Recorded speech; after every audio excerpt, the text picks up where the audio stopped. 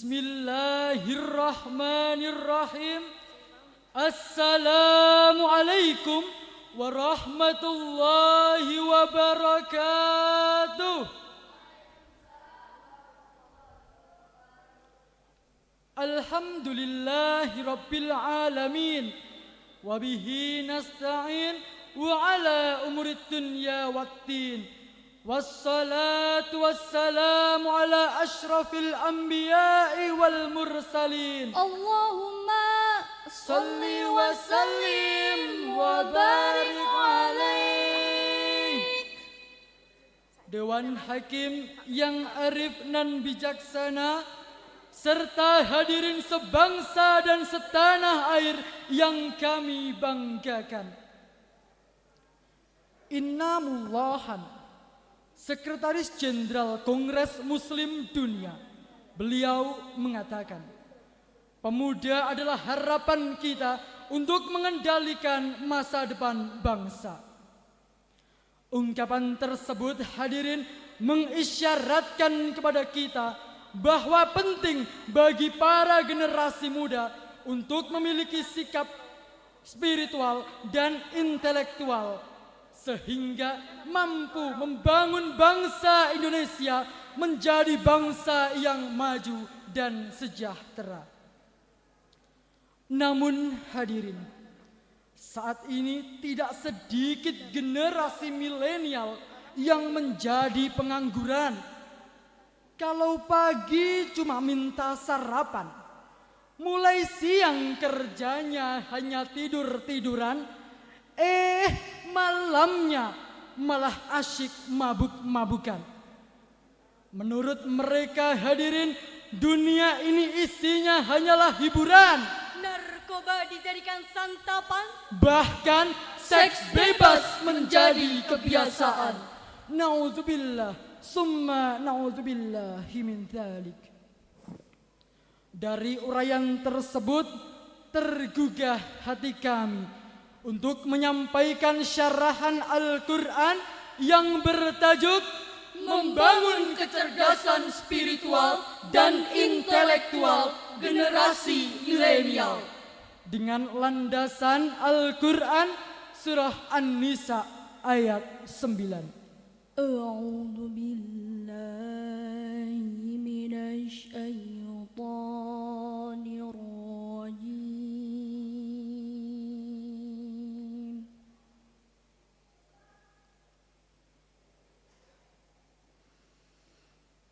Bismillahirrahmanirrahim.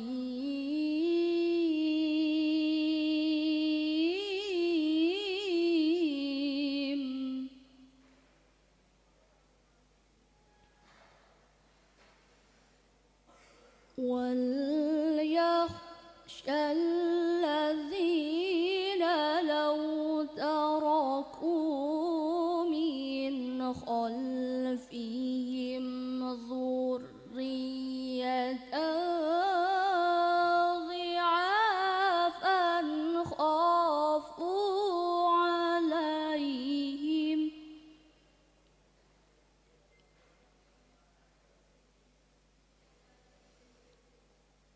falyattaqullaha wal yaqulu qawlan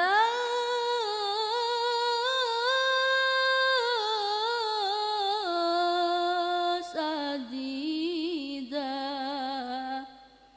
Aku berlindung kepada Allah dari godaan setan yang terkutuk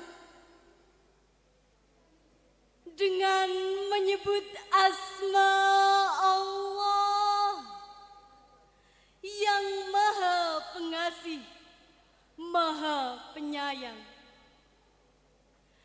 Dan hendaklah takut kepada Allah orang-orang yang seandainya meninggalkan di belakang mereka anak-anak yang lemah, yang mereka khawatir terhadap kesejahteraan mereka.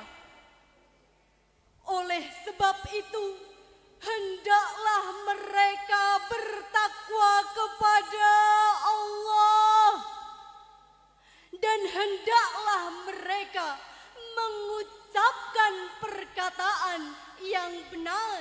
Hadirin sebangsa dan setanah air yang kami banggakan. Imam Hafiz Imaduddin Abu Al-Fida Ibnu Katsir dalam tafsir Al-Quranul Azim menyebutkan bahwa menurut riwayat Ibnu Abbas, ayat ini turun berkenaan dengan seorang orang tua yang mewasiatkan kepada anaknya wasiat yang akan membawa kemudaratan bagi dia.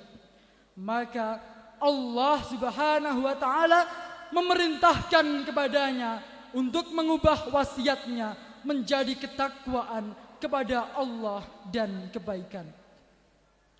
Dari ayat tersebut jelas-jelas Allah Subhanahu wa taala memperingatkan kepada manusia supaya tidak meninggalkan generasi-generasi yang lemah, baik lemah fisik, mental ataupun intelektual. Karena ini bisa menyebabkan kemunduran.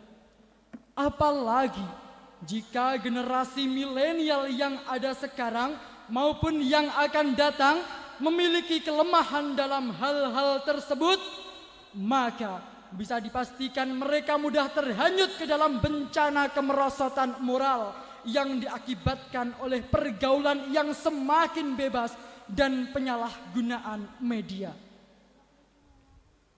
Profesor Dr. B.J. Habibie mengatakan, setidaknya ada 5 kelemahan yang harus kita hindari. Kelima kelemahan tersebut yakni lemah harta, lemah fisik, lemah ilmu, lemah semangat hidup, dan yang sangat ditakutkan adalah lemah akhlak. Jikalau kelima kelemahan ini melekat pada generasi milenial kita, maka pastilah mereka bukan sebagai pelopor pembangunan, melainkan sebagai virus pembangunan, penghambat pembangunan, bahkan penghancur pembangunan. Sebagai contoh bagi generasi milenial yang berintelektual dan memiliki kecerdasan spiritual, mari kita renungkan firman Allah dalam Al-Quran surah Al-Kahfi ayat 13. Nahnu naqussu 'alaika naba'ahum bil haqq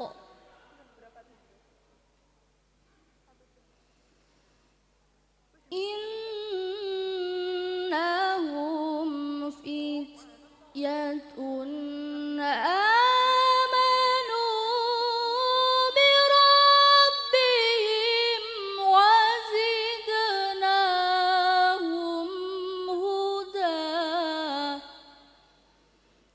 Sadaqallahul Azim. kami kisahkan kepadamu Muhammad cerita ini dengan benar.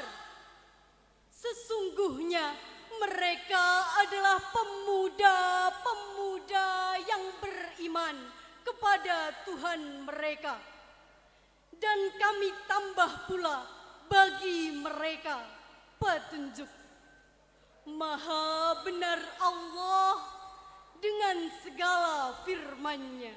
Hadirin sebangsa dan setanah air yang kami banggakan. Dengan demikian, ayat tersebut merupakan khabariyah ilahiyah, suatu berita dari Allah Subhanahu wa taala. Isinya adalah kisah tentang pemuda-pemuda Ashabul Kahfi. Tentunya Ashabul Kahfi dapat kita jadikan uswah, terutama bagi generasi milenial yang berintelektual dan memiliki kecerdasan spiritual. Ashabul Kahfi merupakan simbol personifikasi pemuda-pemuda beriman dan teguh pendirian, kuat mempertahankan iman, pemuda-pemuda gagah yang pandai mempertahankan akidah, dan pemuda-pemuda idaman pintar membela keyakinan. Mereka lebih baik mati berkalang tanah daripada mati bercermin bangkai. Hadirin, kemudian timbul pertanyaan, bagaimanakah cara membentuk generasi milenial yang berintelektual dan memiliki kecerdasan spiritual? Jawabannya adalah setidaknya ada 2 hal yang harus kita lakukan. Yang pertama, mengoptimalkan pendidikan agama dan akhlak dalam keluarga.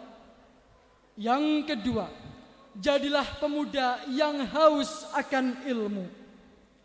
Abu Abdullah Muhammad Asy-Syafi'i pernah berkata, "Man arada dunya fa'alaihi bil ilmi." Barang siapa yang menginginkan dunia, maka harus dengan ilmu. "Wa man aradal akhirah fa'alaihi bil ilmi." Barang siapa yang menginginkan akhirat, maka harus dengan ilmu.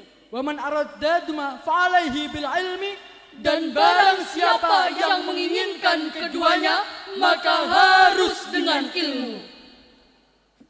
Dari uraian tersebut, maka jelaslah bahwa generasi milenial harus memiliki semangat juang yang tinggi serta tanggung jawab yang penuh terhadap kelangsungan nusa, bangsa, dan agama. Hal ini juga menjadi tanggung jawab kita bersama supaya tidak meninggalkan generasi-generasi yang lemah, baik lemah fisik, mental, maupun intelektual. Selain itu, untuk membentuk generasi milenial yang memiliki kecerdasan spiritual dan intelektual, maka ada 2 hal yang harus dilakukan, yakni mengoptimalkan pendidikan agama dan akhlak dalam keluarga dan menjadi pemuda yang haus akan ilmu. Hadirin sebangsa dan setanah air yang kami banggakan, demikianlah yang dapat kami sampaikan. Sebagai bahan memori, kami akhiri syarahan ini dengan sebuah pantun. Hatiku sedih tak dapat kusangkal, teringat bayangan wajah menawanmu. Ingin jadi generasi yang berintelektual, maka jangan bosan untuk menuntut ilmu. Wallahu muwafiq illa aqwamit thariq. Wassalamualaikum warahmatullahi wabarakatuh.